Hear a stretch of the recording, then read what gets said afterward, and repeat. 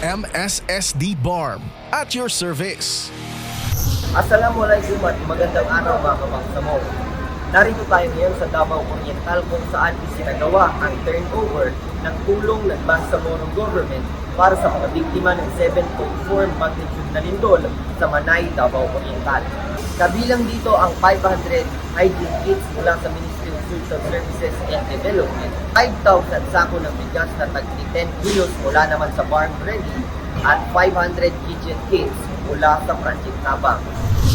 Ang mga nasabing tulong ay formal na itinurnover sa Office of the Civil Defense Region 11 noong October 25, 2025 na tinanggap ni Regional Director Ednar Gempasaw Dayanghirang. Ang warehouse ng Department of Social Welfare and Development sa Panacan, Davao City ang magsisilbing pansamantalang imbakan ng OCD para sa mga naturang donasyon bago ito ipamahagi sa mga pamilyang naapektuhan ng lindol sa Davao Oriental. Kabilang din sa turnover activity si Member of the Parliament Tumandadi Antok PhD, kinatawan ng Bangsamoro Transition Authority Parliament bilang patunay ng patuloy na pakikiisa at malasakit ng Bangsamoro Government sa mga kapatid nating Pilipino sa labas ng rehiyon.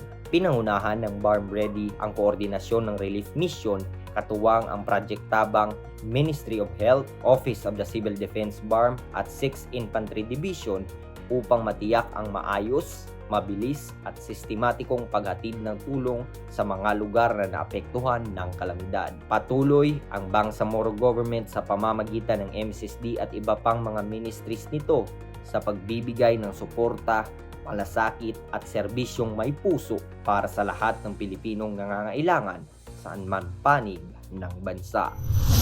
At yan ang aking update sa ngalan ng MSSD Regional Communication Team. Ito po si Jerz Platon ng Bangsamoro Muna, MSSD at your service. MSSD para sa Bangsamoro.